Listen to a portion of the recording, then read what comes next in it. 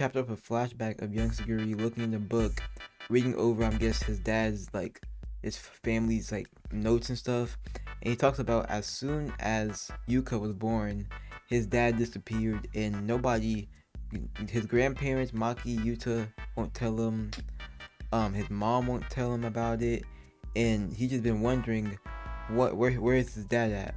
And he realized that his dad was a serious and diligent person.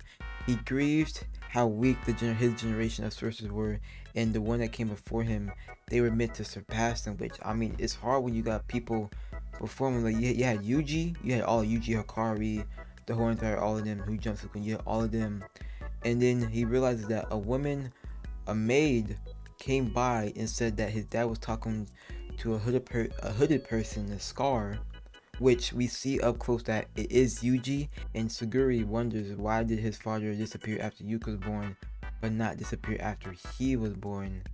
And he wonders, I'm not sure how he reached the conclusion, but he was told that his dad, his role was finished once Yuka was born. He feel like his role as a dad was finished. But Saguri also wonders, but if I had a curse technique, would Yuka never have been born?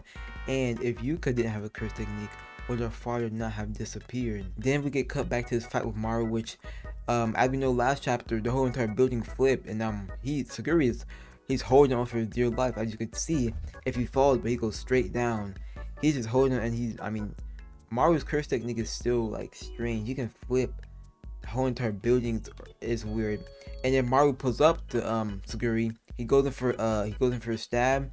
Saguri dodges it. They're still fighting in these buildings. It reminds me of the Sukuna versus Jogo, when Sukuna was dribbling Jogo around, bro, through the whole entire building.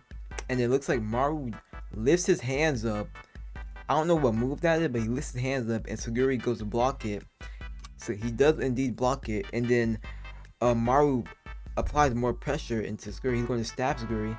Saguri blocks the stab, but as soon as he blocks it, Maru's sword, the little gap in his sword, gets between Saguri's blade, and that makes him realize that he loses balances, he drops his weapon. Now they don't got weapons, they full on boxing, they using their hands now. Then we get this insane panel of, the upside world, and looks like both Maru is flying and Saguri is, I think, also flying as well. And Maru says, I win. Saguri says maybe, but even if there's 1% chance to save Yuka, he'll take it and he'll gamble all of it. And then Maru punches him right in the gut, sends that boy flying into a building, and now we got this, Saguri's knocked out, eyes are white, and Maru over here just aura farming. He using his telekinesis power to lift buildings, vehicles, the whole entire building behind him, and he chucks all of that onto Saguri. Then Maru does show his face, saying that he's like, damn, I really just killed one of my best friends, if not my only friend, and he hates to do it like that. Then we get to a panel of Saguri knocked out, talking about Yuka was born with something incredible. So yeah, I'm sure she'd be proud to have an equal incredible death, but I just can't accept that, whether I'm in touch with her or not. Just as long as I know she's out there somewhere in the world, that would be enough for me. Then we get to a cut of Saguri saying, Grandpa, ew, how awful. And then we see Rika. Rika's back, bro. And then she says you end up looking like her instead. But I'll save you because you used to ask me. Now say accept. Then can I win? And Rika says, what a foolish question. Rika's back. That's Rika for sure. That's for sure her. How she came back? The ring that that's been passed down. He has it. Saguri has it, so she probably got attracted to that. And she's back. But so far we've done Mahito's back, Rika's back. Like, I want to know who else we're gonna see that's back as a curse. And then Saguri says, I accept. And Maru is just sitting there terrified. And Saguri comes up with all this aura around him. Still, he pulled up. He's on the building now. They're fighting on top of the building now. And Maru says, who are you? And curse energy is definitely not Saguri. And then we get this panel of, look, they merge, Rika and Saguri. It seems like they merged into one, and Rika's head's on Saguri's body. And then the next panel, I'm gonna just call it Saguri because it's still Saguri. Saguri goes in for a quick jab to Maru's face, punches him across the buildings, and then Saguri's saying, To Rika, thanks for the help, but don't just go saving whatever you want. And then it said, well, isn't somebody cocky? I'm gonna go to Utah in heaven and tell you.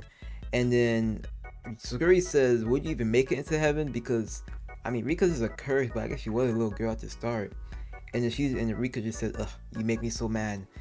And that's how the chapter ends. Honestly, pretty insane chapter. They still boxing.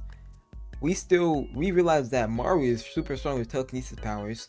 He still has good hand-to-hand combat and sword combat, but his ability is insane, brother. You can flip. I'm trying if he flips like an object he touches, or if he flips like the whole entire world, or just like an illusion just for the other person.